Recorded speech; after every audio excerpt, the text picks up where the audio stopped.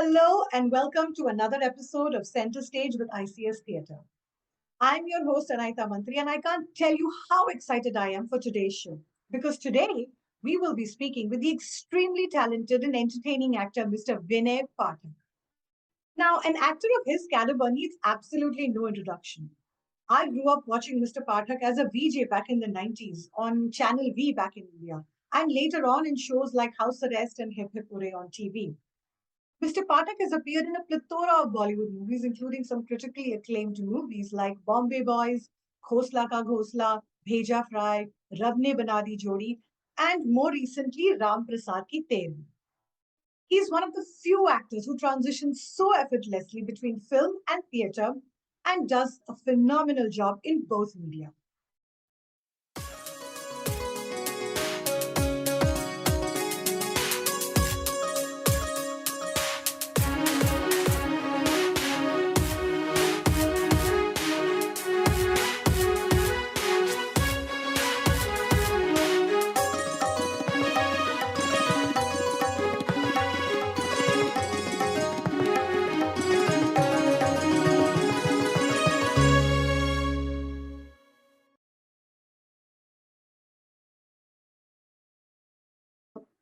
Mr. Pathak is currently in the US performing in the play Hamlet the Clown Prince, directed by Rajat Kapoor, and he was kind enough to give us some time from his very busy schedule to chat with us. And on behalf of ICS Theatre and on behalf of all of us here, I would like to thank him and Dr. Farley Richmond, who was very instrumental in getting us this opportunity to chat with Mr. Vinay Pathak. So, without further ado, let me get right to it. And welcome to our show, Center Stage with ICS Theatre. How are you today, Vinay? First of all, thank you very much, Anaita, for giving me this opportunity to connect with everybody and connect with a larger audience here on your site. And thank you for inviting me for this conversation. And thank you for bringing Farley along. It's Of lovely. course. He's a very important part of ICS Theatre now. Since 2014, we've had this association with Dr. Richmond. He, in fact, directed one of our first productions, Tartuffe, in 2014. And since then, he has been a permanent fixture for us, directing productions all the time for all of our ICS Theatre festivals and other events. Nice. In fact, I myself have had the privilege of being directed by him in three Wow. of the productions, couple on Zoom and one staged one that we did last year. So I feel blessed, and I understand that that's the common friend that we have, and it's so Yeah. great when we Yes. found out that it's such a You happy you coincidence. you feel blessed since 2014. Imagine I've been blessed to have him in my life since 1990. And Wow. yeah, and he has been a guide. He's been a father figure. He has been an influencer and my mentor ever since. So yeah, I feel very privileged and very grateful. Um, and now to you guys, to sharing the platform with none other than Dr. Farley Richmond. Yeah. So how did you meet him and how did it all get started? I'm sure our viewers want to know the whole story. Well, I see. That's why I feel that I'm very, very fortunate. That when I went to Stony Brook, I was in business school. I was doing MBA. I was a business major, Okay. and then I took one core requirement course called Theatre 104, which that year Farley was teaching, and it was a huge class. I don't know if Farley would remember me from there, and because it was not necessarily a theater course. Everybody was taking it to fill their core requirement, and so was I. I was a business, and then it was just 6 months with, or 5 months, one semester with Farley, Mhm. where we watch plays and write reviews and interact with him reading plays and asking questions. That was basically what the course entailed. It was Introduction to Theatre, Theatre 104. Mhm. And in that, Farley had made us watch three plays that semester and write reviews for all three of them. And Yeah. one of the, I think one of the first one was Equus, which we were also uh, studying in the course of Mhm. the was in the curriculum. Mhm. And I remember going to see the play the first time. I got blown away. I went the second week, and I was completely blown away by the production, by the interpretation of the text. And then I went every day, for the remaining four shows that were there every day. I volunteered to usher so that I could watch it for free. Mhm. I yeah, I could not erase that experience off my head. And right after that, the very next semester, I thought about it, and then I decided to become a theater major. Wow. Initially, it took me that much, but my counselors were not convinced because apparently I was told I was a good student. I had a very PA, and I said, then why is it not good to be a theater major if you're a good student? Anyway, so they sent me to different counselors in theater department, and Mhm. then one of the counselors, who was the head of graduate studies, Dr. Tom Miller, he said, I think you should meet our chairperson, Dr. Farley Richmond. He should throw some light on why you should or you should not change from business to theater. Mhm. And I was very skeptical. We go, what is this? They're just passing the buck around. Nobody wants me, to be a teacher. And then I made an appointment, and then I went and met Farley. And Yeah. within 3 to 4 minutes of our meeting, I remember I told him everything. He said, "Welcome to theater. What is stopping you?" And that's that. There was no turning back from there. He had been great support and strength, mental and emotional. And when I graduated, Farley also was instrumental in me going to India and trying out. Going back to India and trying out was not even in my plan of action. Wow. I Mhm. said the first thing you should do, since you have had a training and you've learned whatever you have learned, it's time, Mhm. for you to practice, and whatever job you get as an actor is should be a priority for the next 4 or 5 years. And I'm like, why is this man sending me back to India? This is where theater is, and I learned theater here. And I remember when I went to India for the first time, Farley wrote me 5 recommendation letters to all these big Indian theater personalities. Uh-huh. Girish Kanad, Alec Padamse, Pearl Padamse, Mhm. Satyadev, Vijaya Mehta. I literally had handwritten Wow. letter notes from Dr. Farley Richmond, and it was amazing. I mean, he was just a pool of great source of positive energy. Yes, For, he is, of course. so the other day somebody asked me, I think Barkha asked me, so did any of those letters work? I said Yeah. none of them worked. None of them got me a job. Oh But no. but what it got me was the confidence, uh, Hmm.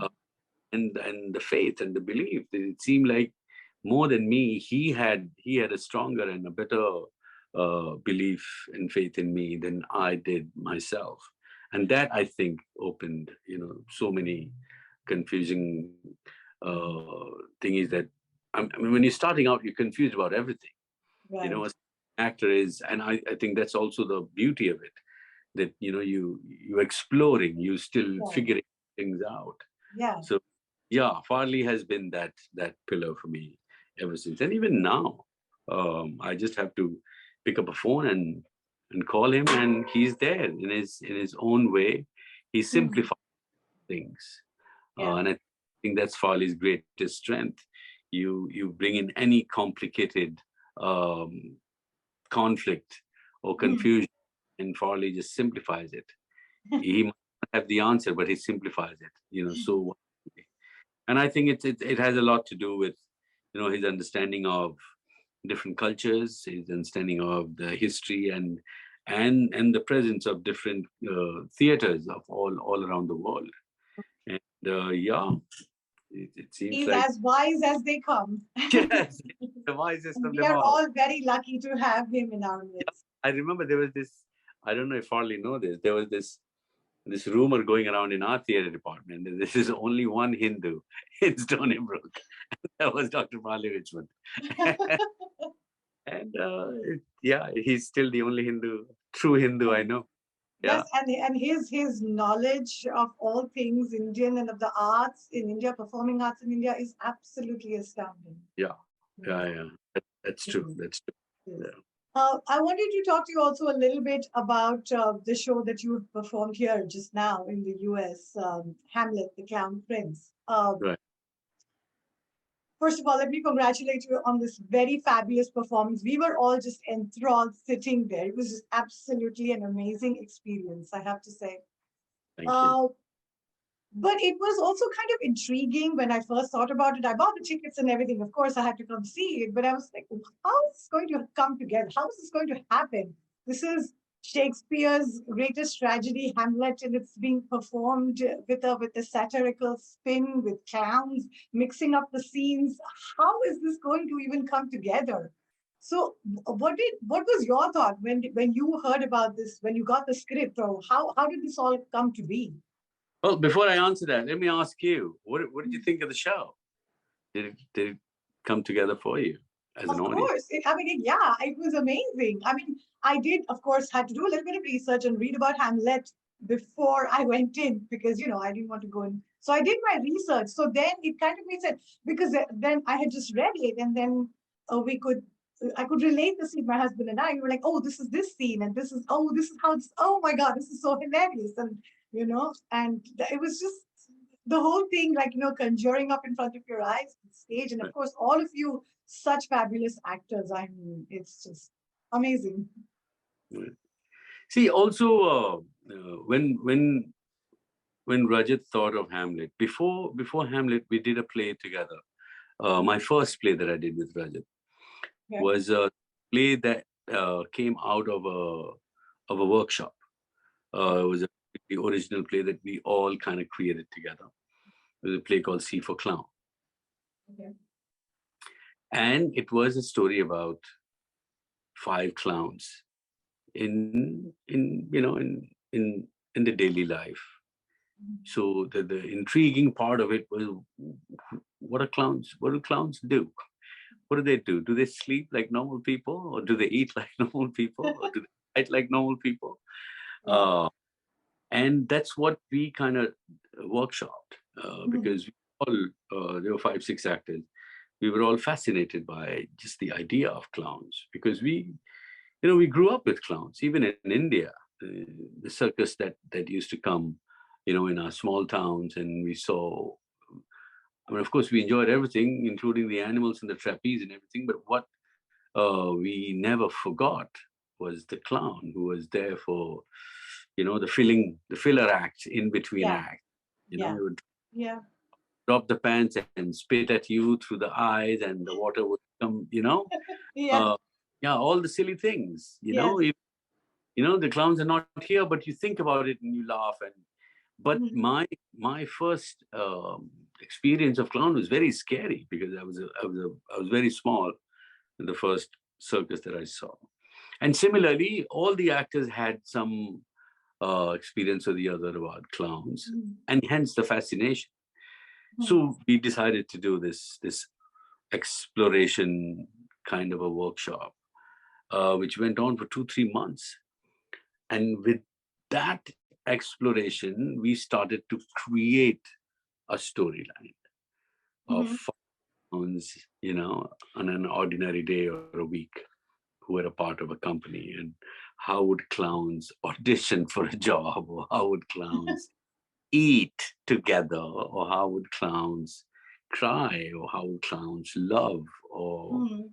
flirt, or woo, or being wooed by other clowns. It was just all of it, all of life we tried to. And C for Clown turned out to be also because it was the first experience, first foray into clowning, Mhm. which none of us were really trained for. I mean, I Right. had done some commedia dell'arte in Stony Brook, Mhm. but I mean, we weren't trained clowns. So Mhm. we trained ourselves in those 5, 6 months. And we opened the play, and the play, just launched itself. It flew. I mean, people, not just in Bombay, but we traveled with it all over, and they had never seen anything like that. I had never seen anything like that. And Wow. it was a huge success. Clowns were a huge success. We ran that also for 10 odd years. And then for the next show, Rajat was thinking about doing Shakespeare because he hadn't done a Shakespeare. They had done a few here and there. And he thought of Hamlet. And then that idea, because also when we read Hamlet to do, we realized that Shakespeare wrote most of his plays, uh, keeping the performance in mind. I sincerely feel that Shakespeare plays shouldn't be read; it should be performed, and that's when you would actually get the play. True, Uh, true. when you just read it, it just stays on a very intellectual level, and it starts to get heavy on you. But the real joy of Shakespeare is when you perform it and you just interpret it the way you want to interpret it, because it's all there, for it to be explored into. And and we realized with with the first workshop of Hamlet that when you actually look at it, it looks like all of them are clowns. Stuff that they separately they say, what a, excuse my French, but what a silly thing to do. What a demented thing to do. Oh wow, why would you procrastinate something like that? And then in the story there's a ghost, and then the guy kills his brother and marries his sister-in-law. This is for a guy, it's, I mean, if you have to say it in a nutshell, it still sounds funny. Just imagine you find your father dead one day, and the same day your mama marries your uncle. How Right, ridiculous is that? And that line never ceases to get a laugh. Always right, bang right. like clock. Yep, yep, yep. I mean, we were just rolling with laughter So, with so so, many of the so laugh. happened was that everything we did in the play, Yeah, it was written by Shakespeare. We didn't do anything that was not there. He talks about life. He talks about um, mankind. He talks about the ambitious man. He talks about noble man, and um, what man should have done, and see what man is doing. You know, so everything comes from the actual text. Actually, yeah, even the opening monologue, where we talk about from the emergence of man to the nuclear war. right. Uh, it all comes from Hamlet.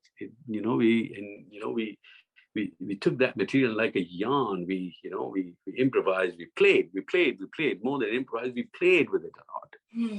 and everybody played. It's not just that one actor is playing; everybody's playing. Hmm. And in that playing of it, the the the show came about. The material were like three times more. How Shakespeare. Mhm. Of course, yeah. Yeah, so we had to constrict it to 90 odd minutes.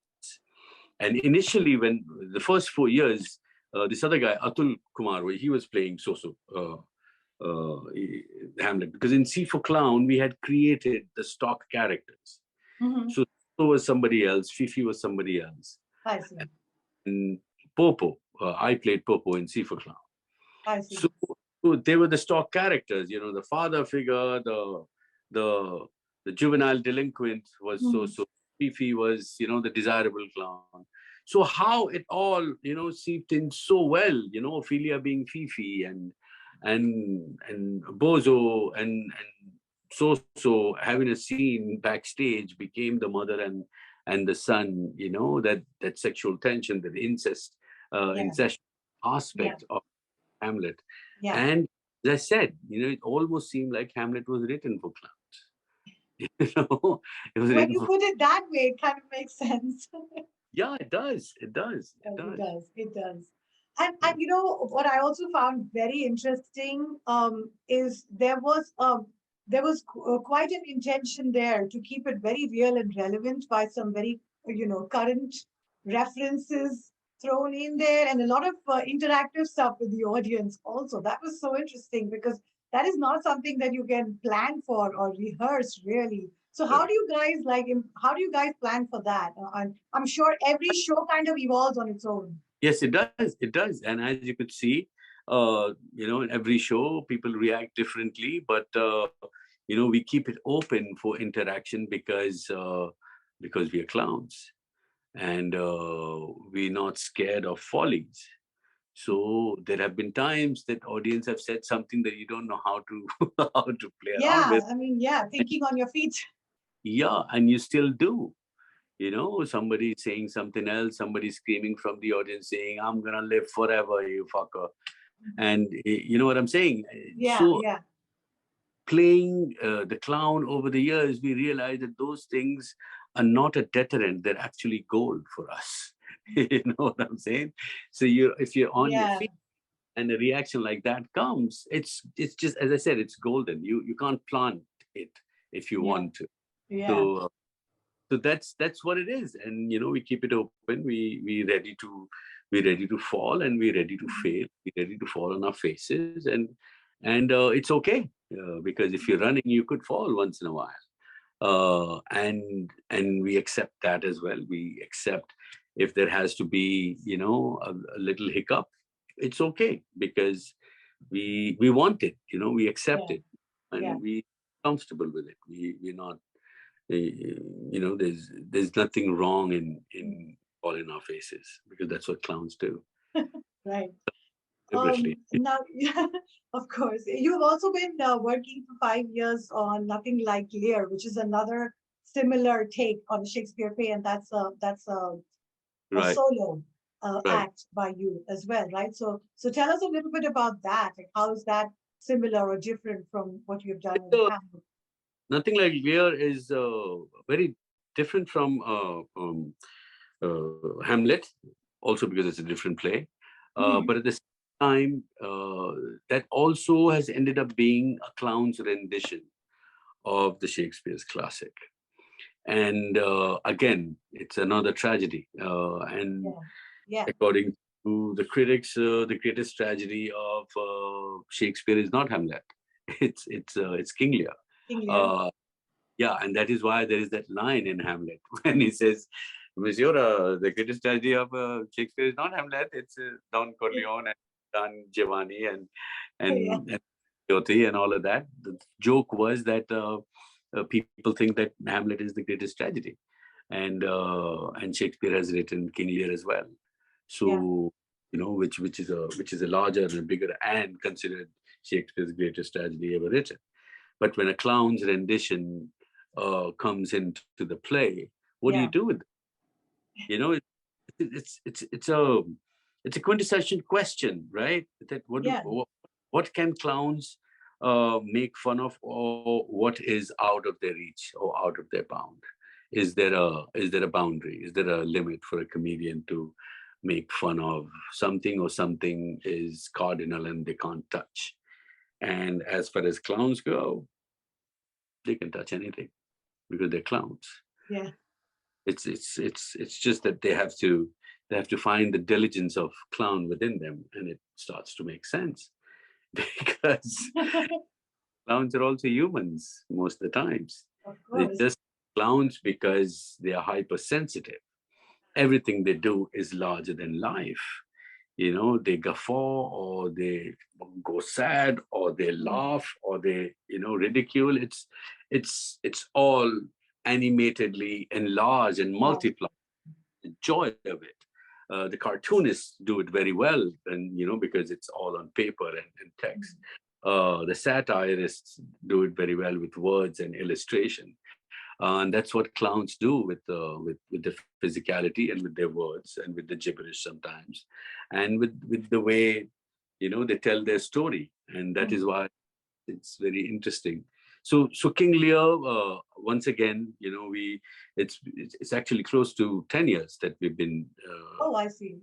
touring King Lear, and again, King Lear, we have taken to many different continents already, and because it's a very limited crew. There's one actor, one director, two technical people team, Right.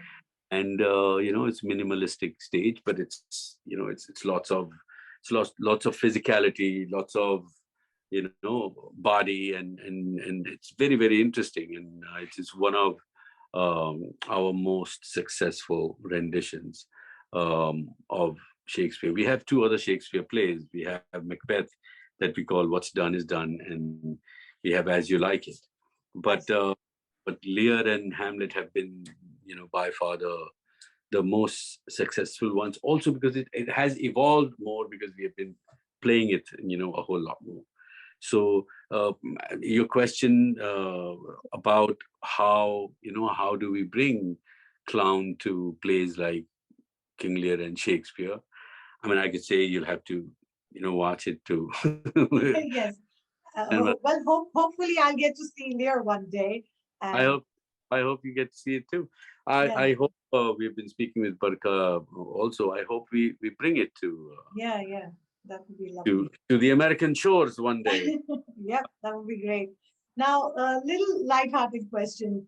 I've seen you a lot, obviously, when I was in India, growing up in on television, in films. You know, learned recently, of course, that you were doing theater as well. But I understand now that you started also with theater when you were studying at Stony Brook and through Dr. Fali Richmond's influence. So this switch, you went back, I guess, to Mumbai and you worked on films and you're doing a lot of theater now. How do you manage this, and what do you prefer working on more, theater or films? I prefer any exciting job, to be very honest. I know you asking from a very pure place, but this question gets misconstrued a lot. Mhm. uh, uh, because see, the kind of actor that we are, uh, it's not a rocket science to manage. You do a job what you're interested with, and then move on. It's as simple as that. And you find a schedule, for doing your theater, which we all do. The same way you find a schedule to go for a holiday, or you find a schedule to spend time with your family. You find time to do things for yourself, the same way you find time to do theater because you love to do theater. You do theater because you love to do theater. You don't do theater because you have to do theater. That's what I have done. Of course, All these years. exactly. Yeah, the moment you don't have to do theater, Yeah, I've seen people don't do theater, yeah, and it's okay. I mean, it's their choice. Um, but for me, I don't see that as a choice. I don't have a choice. I have to do theater. It's almost like I have to, I'd rather not eat at all and, be all, in shape and everything, but I have to eat. I yeah, have to eat to survive, right? So it's not that I have to eat 17 times a day, but I have to eat. yeah, It's just that. yeah, So I have to do theater. So I have to yeah, find time to, buy my vegetables and cut them and find right spices to cook them and eat it because I have to eat. I have to survive to eat. So that's what theater is for me. so Uh, theater feeds your soul. Again, I find that to be a very it's more of a melodramatic statement than me Mhm. saying that it feeds my soul. Yeah, Uh, I said the kind of work I do, I most of the times I try to take the melodrama away from it. If somebody has to say something so meaningful, my personal craft had been that I take away the drama from it and say, if I have to say, what, I can't live without you. I've realized that I love you, and that's the end of it, and that's the beginning of it, and I don't think I can survive without loving you. That's how I would say the most dramatic line, rather than Romeo, Romeo, wherefore art thou, Romeo? You know, East and Juliet is the sun. That's Shakespeare for you. He would right. and the actors also. So that's another process of how do you take you know a, you know a big line like, I can't survive without you, uh, because I love you, and make it simple and more real, Mm. is the process that one had been with for the last 25 odd years. So for me, as you said, and maybe you're right, that yeah, theater is the food for soul for me, but it's basically it's food. So Yeah. I would say, because I'm a vegetarian, theater is my vegetable. I have to eat Yeah. vegetable. Why? So you say theater is my aloo and bangan and my guacamole or whatever, however you make it little lighter to make other people understand. And, in my lieu of telling the story the way I want to tell my story, that you get it. My whole objective is that you get what I'm trying to say. Mhm. Yeah. Uh, to Anayata, I have to say that, it's not that big a deal, but it's just that I have to do theater. I can't not do it. It's as simple as that. Okay. Well, it was really nice chatting with you, Vinay. Thank you so much for giving us your time on your busy schedule and speaking with us so candidly. We really appreciate it. Thank you very, very, very much. And Thank hope you. we can meet in person next time and do a real interview also. Inshallah, there was an opportunity for that this time as well, but I Yes, we were in transit, and right. had I known that Yeah. there was a possibility of, because even I like to do this. The Zoom thing is very new, and I feel like I can erase everything I said, Right. and it'll go away. Okay, one-on-one meeting in person is more real. But technology has given us this advantage, so at least Well, something is better than nothing. yeah, welcome to post-pandemic world. Yes. Things are gonna happen. Thank you very much again. Thank Thank you so you. much. And now, folks, it is time once again for our center stage theatre highlight. This one is about none other than William Shakespeare. Did you know that although William Shakespeare, who is believed to have received very basic education, is known to have influenced the coining and the use of many terms and phrases back in the 1500s that are being used in English language even today in everyday conversation? For example, words such as fashionable from Troilus and Cressida, sanctimonious from Measure for Measure, eyeball from A Midsummer Night's Dream, and lackluster from As You Like It. And there are many others, such as foregone conclusion from Othello, in a pickle from The Tempest, and my personal favorite, wild goose chase from Romeo and Juliet. That's it for today's episode. I'm your host, Anaita Mantri, signing off. I'll see you next time on Center Stage with ICS Theatre. Until then, please take care and support the arts. Thank you all for watching and have a great night.